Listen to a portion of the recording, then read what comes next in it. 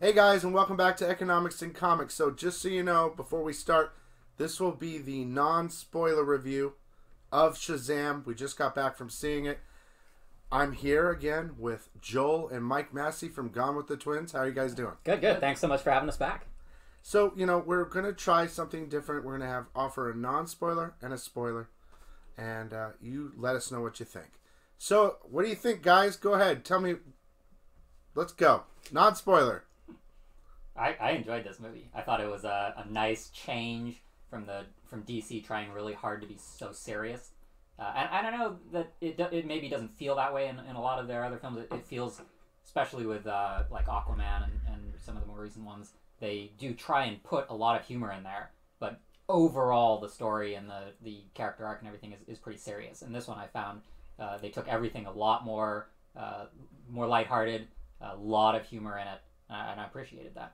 Yeah, I think with a lot of these superhero premises, especially this one that begins with a lot of sci-fi and fantasy elements, I think it's easier to accept that. It's easier to digest that information that they give us right off the bat with, when there's electricity bolts being shot from people. With all the magical, mystical stuff, it's a lot easier when there's so much humor.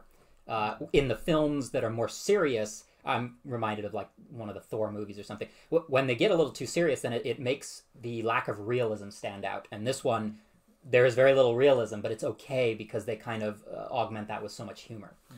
I feel, since we're all, giving our point, I feel like this, to me, this is a successful DC movie, finally.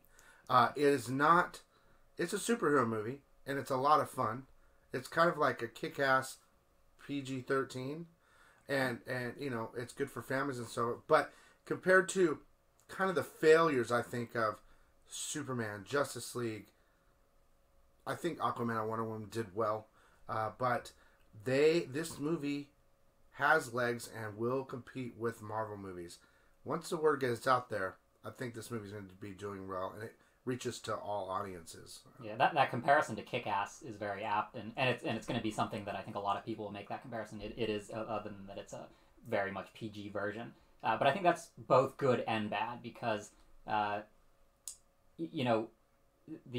concept of being able to make fun of superheroes and make fun of the superpowers and everything, it brings that a lot of good humor to it.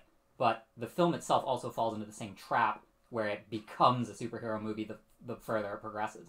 Well, the problem is, Joel, it is a superhero movie. Yeah, for sure. But it does that's kind its of problem. Yeah, that's. Well, I mean, it's good and bad. I found that the humor of making fun of the superpowers and finding their superpower and all of those trial and error things was very entertaining and very humorous. But once they are set in their way, like once they've discovered who they are as a superhero, the film starts to feel a lot more like what we've seen before. Since you brought up Kick-Ass, for me, and I definitely agree with that comparison. For me, I immediately thought of The Mask, because that's another one where it's a superhero movie where he's learning to use his powers. He's trying to discover what he's capable of. The other thing I thought of was Big, and there's actually like a little joke in there that's kind of a reference to Big. I really very self-aware. Yeah, I really appreciate that. There's something fun about kids. In this film, the main character is 14.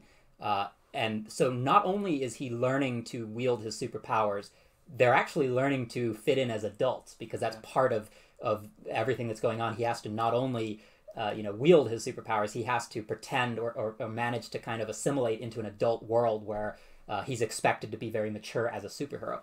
And that was kind of amusing.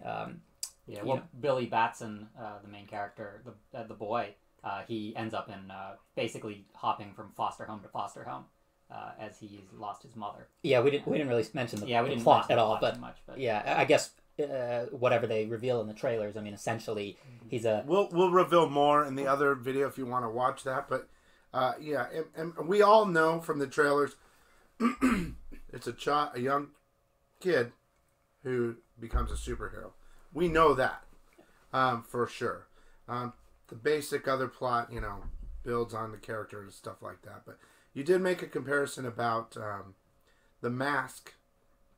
I would agree with you in that way, but at the same time, that is definitely a comedy.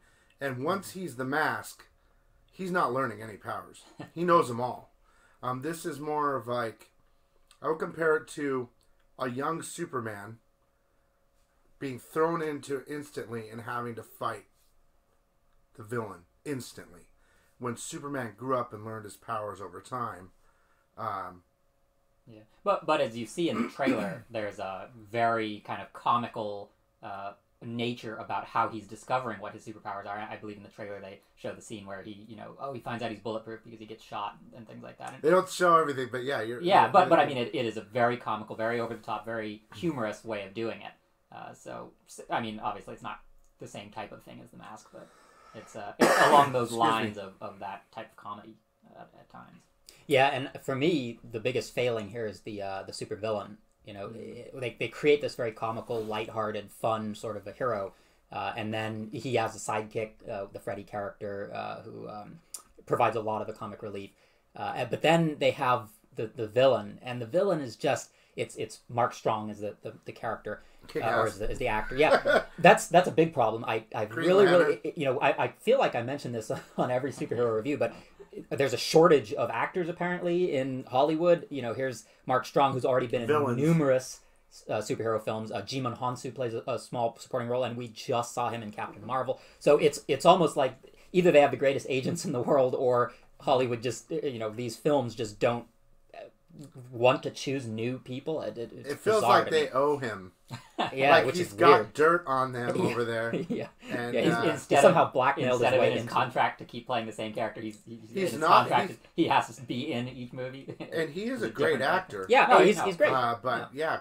He's the villain and everything. But here he's a little too familiar. It hurts even that extra bit because he's the villain in Kick-Ass, which is a movie that this is very comparable to, plot wise, I guess.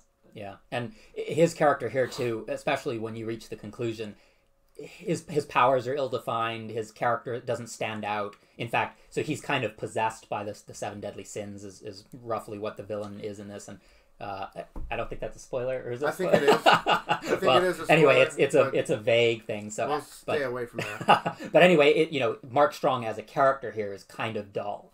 There was nothing about him that made me think that he was particularly formidable against the Billy Batson character. Just a low point for me was that villain. Honestly, it reminded me of Superman. Yeah, they were like the same thing. They were just flying around the. Spoiler. No, it wasn't. But they fly and whatever, and it reminded me a lot of that movie, but in a more younger audience way. I mean, really, they tested things because this is going to be a family-friendly movie, but they tested the boundaries, which appeals to the adult, and that's what I really loved about this as a movie watcher. And I think I think they did a great job. I mean, I'm not, I agree. It's a balancing act, and they have to balance the humor with the action, and I think they did a great job with it.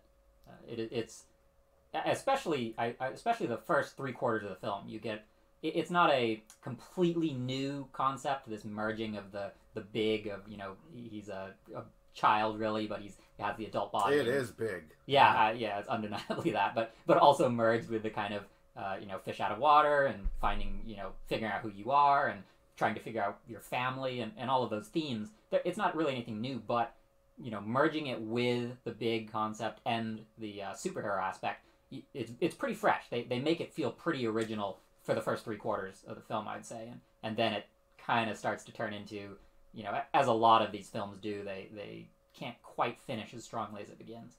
I also got a bit of Spider-Man in there, right? There's some scenes in there. It's an origin story, or origin film for these characters. It's probably because of the youth of the character that you felt that. And that's the only movie I can compare it to, if you're saying that. Spider-Man's a little bit older, but there are no real superhero movies out right now where a young kid can just instantly become a adult male superhero with unstoppable Well, that's power. part of the appeal here too, is that he's not just a kid with superpowers. He actually transforms into the Shazam, the adult. So then you get that the funny awkwardness of this adult character having to portray both an adult and have a mindset of a child. He's still a kid as an adult, which is the whole big feel. For me, that's the most entertaining aspect. Is I believe it's in the trailer, but as soon as he's an adult, one of the first things they want to try and do is go buy alcohol. And, you know, That's these in the trailer. Yeah, these kind of elements are very humorous, and it's very well done. And so I find those aspects far more entertaining than the actual battling of superhero battles. Well, and you mentioning that, you know, the whole premise, the setup is the most entertaining part, and then it sort of devolves a bit, and the finale I thought went on way too long. Yeah, classic DC True, mistake. yeah. But although, to your point, Bill, I will say this: I think this might be their strongest superhero film. Which it's a low bar. It's a very low bar. But for me, anyway. Well, you know, I'm not hating on it at all, but out of most of them, this was great. I enjoyed it.